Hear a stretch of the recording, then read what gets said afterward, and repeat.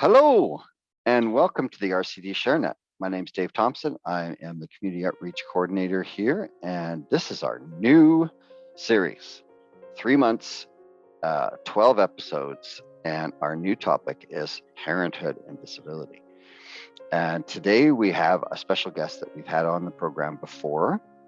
And Eileen is a rheumatoid arthritis advocate and speaker from Vancouver. She writes, she blogs, she does everything for Arthritis Research Canada, and you're the Patient Engagement Research Ambassador. So you're a lot of things for rheumatoid arthritis, but today we want to put a different hat on you and talk about your other hat, and that is you also a parent. And that's what we want to sort of focus on today with our questions. So hello, Eileen, welcome. Hello, thank you for having me here today. And yes, I wear a lot of hats. I am the exact same way. So today we've got, just like we did with our disability information sessions that we just finished, that we got some really good feedback on. And we have a set sort of bunch of questions that we're going to ask you. And people are really responding a lot to this sort of lived experience.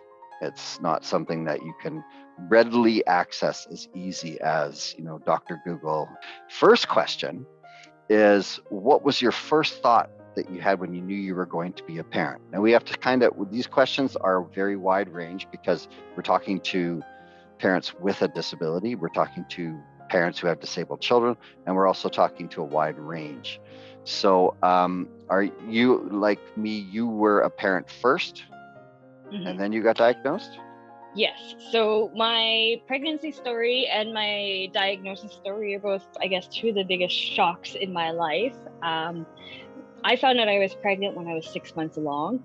I was actually on the pill. And so how they say the pill doesn't always work. Wow. Perfect example of that.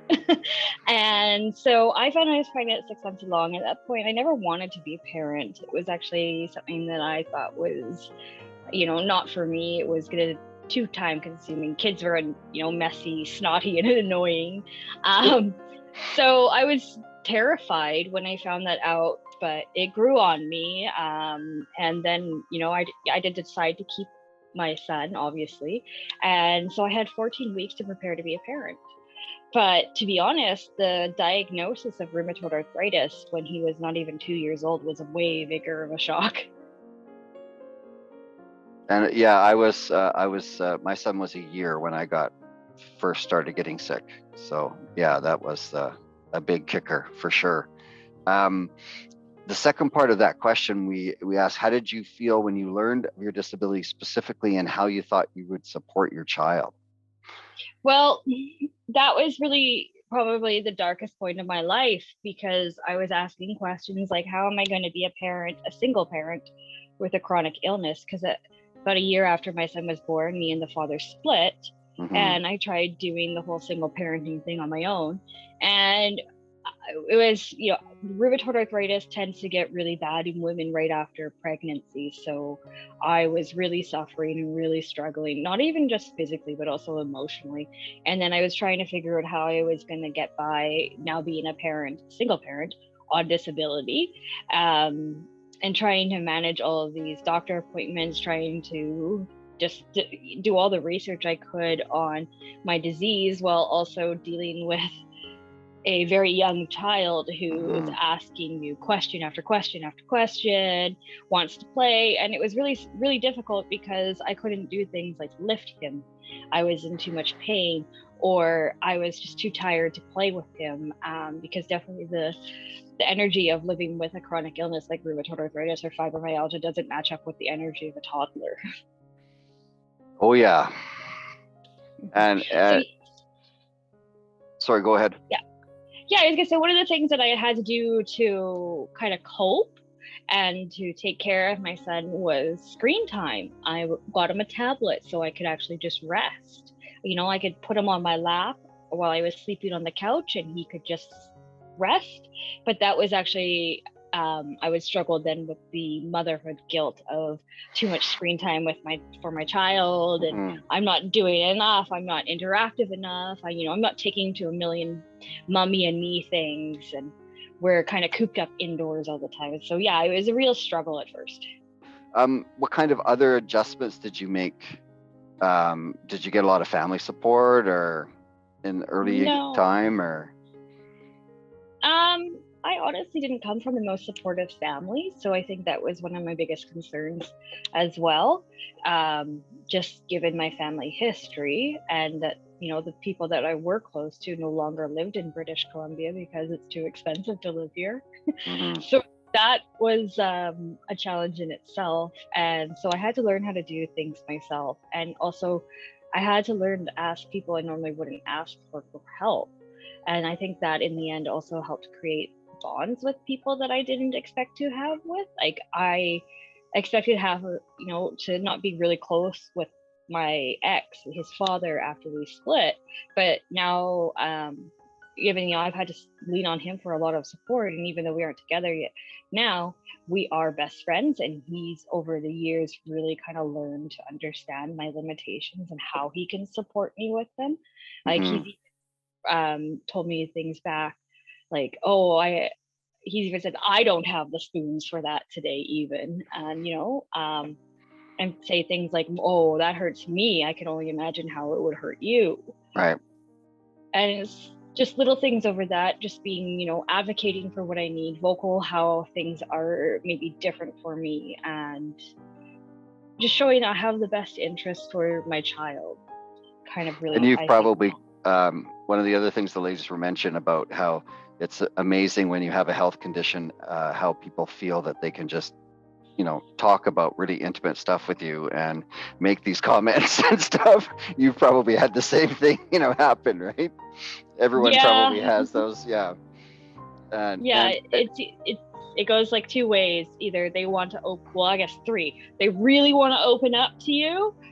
They give you unsolicited advice, or they're like, why are you telling me this? yeah. Well, I had to let my son cry and have tantrums in malls, and people would just look at me and the size of me and go, why don't you just pick him up and stick him in the stroller? I'm like, well, I could do that, but I can't do that all the time. I've got to figure this out. We have to figure it out for us, right?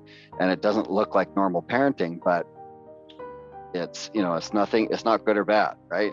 And a lot of times people are worried about also when people judge, oh, should you be a parent, are you capable of? And that's that whole guilt and worry as well, right? Mm-hmm. Is what do you think your biggest challenge has been, other than what you've sort of mentioned already? I think just the biggest challenge that I have is negative self-talk.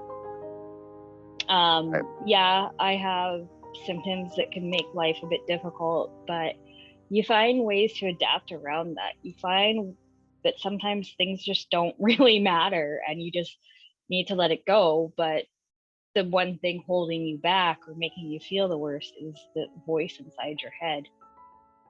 Yeah, like for me, it's the guilt and what I call the collateral damage. How Mm-hmm. how has my illness affected the life of my son, right? Yeah, And how much have I lessened it or worsened it or whatever, right? That hangs in your head all the time, I absolutely. think. Yeah. What about biggest achievements? And I know you have some because I've been following you for a while on Facebook, and you put some stuff on about the things that your son says that just make my day sometimes. Yeah. Well, I guess the biggest achievement, the best, I guess, blessing out of this whole situation has been the person that it's now shaped my son into. Like he's just extremely compassionate. Like he has compassion and understanding for people who are different than him that most children would not have. He wants to befriend the children who have disabilities or different. He wants to stick up for them. He's really anti-bullying. He really anti-racism. He's just been really kind of my rock. Sometimes I'll be frustrated or I'll say something, oh, mommy can't do that because, and he'll say, well, that's okay, mom, you have arthritis, it's okay, you Hmm. have different limitations. He has Doesn't empathy beyond his years. Yeah, yeah. And like sometimes I feel like the collateral damage where it's like, crap, he's falling behind on homework because I'm in a super flare Hmm. and I'm needing to go to bed at like 4:30, or by the time he gets home from school at 3 p.m. Like, that's when my symptoms get worse. Right? So evenings can be a super challenge, and it's kind of can be annoying when, healthy mom Barbara is like, why aren't you taking him to soccer every evening? Well, because I physically can't. Or, I can't afford it, or it's too far traveling distance for me. There's a whole bunch of different barriers that somebody who is living with a disability or chronic illness face. Yeah, they don't have those they don't have to factor those in. Yeah, but and they may I think not I'm realize. learning too that there's, but it takes a while, but there's benefits, right? Like you're saying, right? You see stuff as your son grows older that has become because of it, right? So it doesn't always, it's not present maybe at the start and you feel guilty, but you see these cherished sort of traits that they have, right? And maybe I don't have super big bank account that I can offer him, every lessons he can imagine, like guitar lessons or swimming lessons or soccer lessons or art lessons and everything, but he's learning life lessons that you cannot teach in a school. And my cat wants to say hello. Yeah. Like I remember with my son, we could only do the same thing, right? I couldn't do some stuff. He was reading, he would take his books into the first year, I think it was like preschool, and he was reading to the other kids because he was way more advanced in reading, because it was one thing that we could do a lot of, right? And he would sit down before the class opened up and the kids would go, read this to us, Andrew. See, that's a huge benefit where my son maybe isn't reading all the time, but he's really focusing on art. And he's found that he really loves that hobby.